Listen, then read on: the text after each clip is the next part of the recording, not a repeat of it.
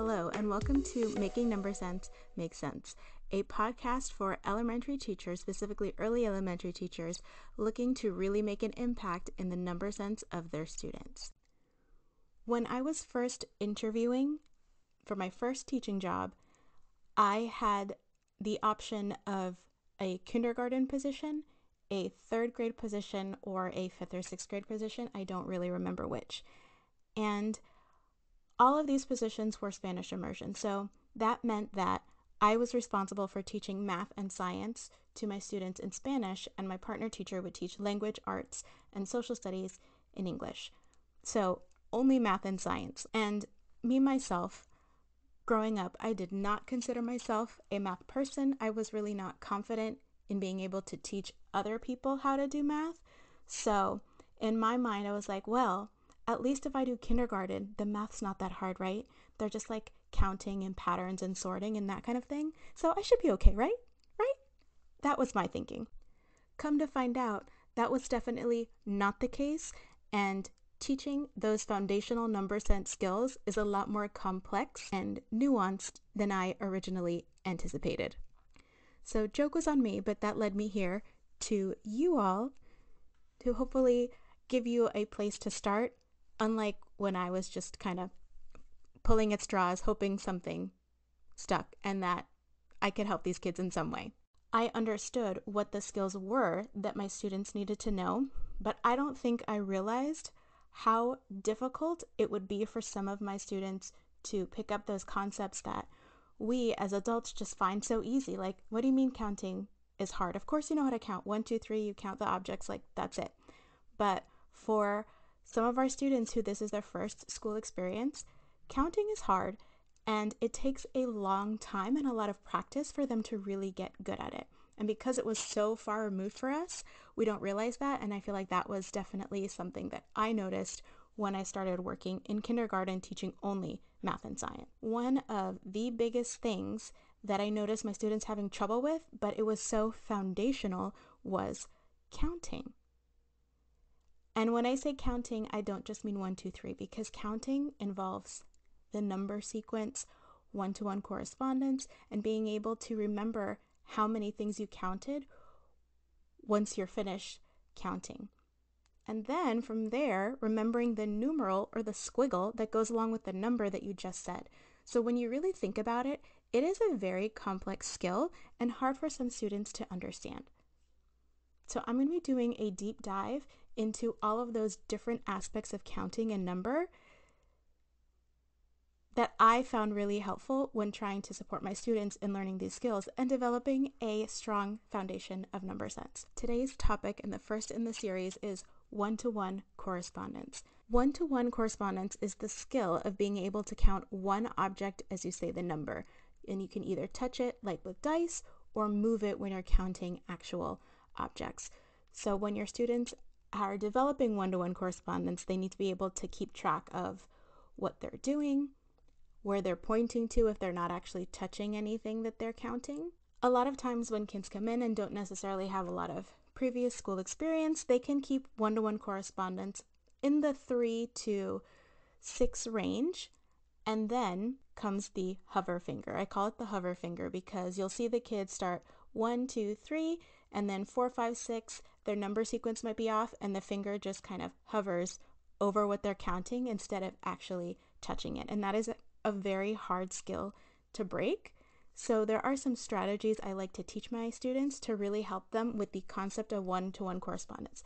Not necessarily the number sequence, because that's something else that can trip them up, but just the concept of one-to-one correspondence. So one number or one word goes with each object. The first strategy I like to teach the kids is the move it strategy. So if there is something that can be moved when you're counting, I'm encouraging them to move it. So if I have a handful of cubes, we'll take one cube, move it to a completely different pile, and count 1, and then go back to the original pile and move it, count 2, so on and so forth. So even if their number sequence isn't as high as the pile that they have, they're practicing the skill of moving an object one at a time and counting it. I often like to encourage kids to move things away into a different pile, because if they're not moving it, it's easy for them to count something twice or miss one. So this way we know that I've counted these objects and these ones I still have to count. So the move it strategy is the first one that I teach, and one that I really like to make sure that they are using when appropriate. Now, there are times where you can't move objects like the pips on a dice, or when they're counting their fingers, and I definitely encourage counting with their fingers. They are a great tool for all mathematicians. That's when I would use the touch strategy. If you're counting the pips on a dice, then you're touching each thing that you're counting and really trying to keep track of it that way, moving systematically. So for example, if you are looking at the dice face that has the 5 on it, you would start maybe at the top left and work like you're reading, like 1, 2, then top right, the middle one, 4, 5. Instead of kind of bouncing all over the place, same thing, to keep track of what you're doing so you know how many is on that dice face.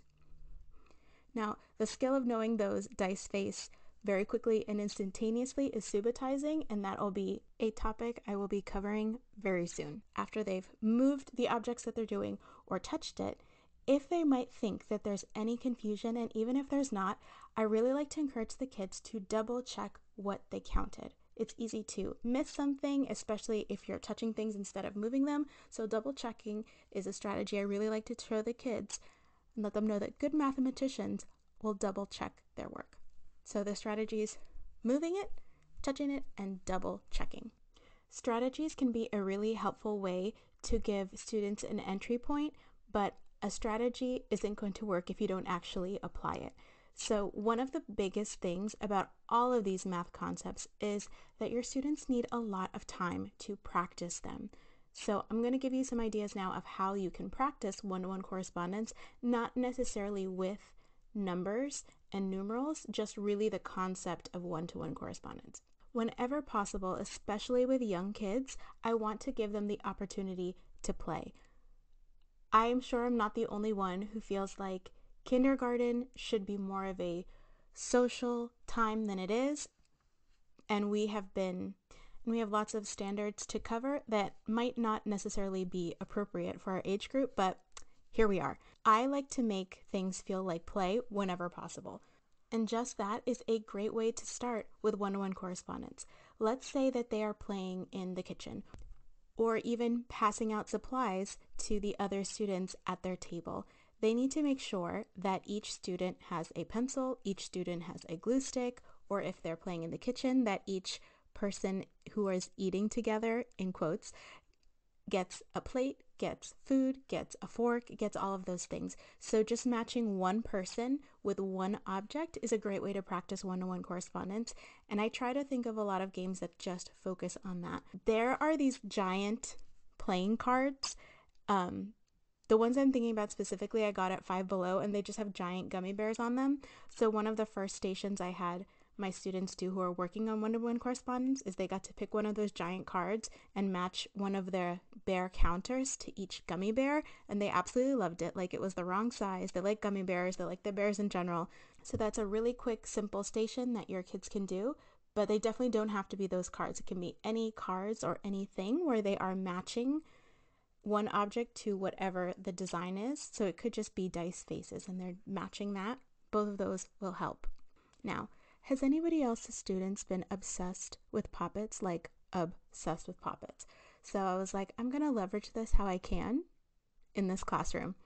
So I created these poppet task cards. So it's just a picture of a poppet and it has different designs on, and the kids have to try to recreate the design on the poppet picture to the actual real poppet.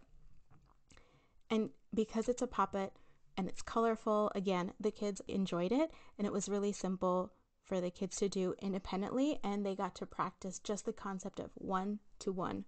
If your students are kind of understanding the concept of one-to-one correspondence but are having trouble with the number sequence or matching a numeral to a value, that would be a great time to work with them in a small group to practice that skill.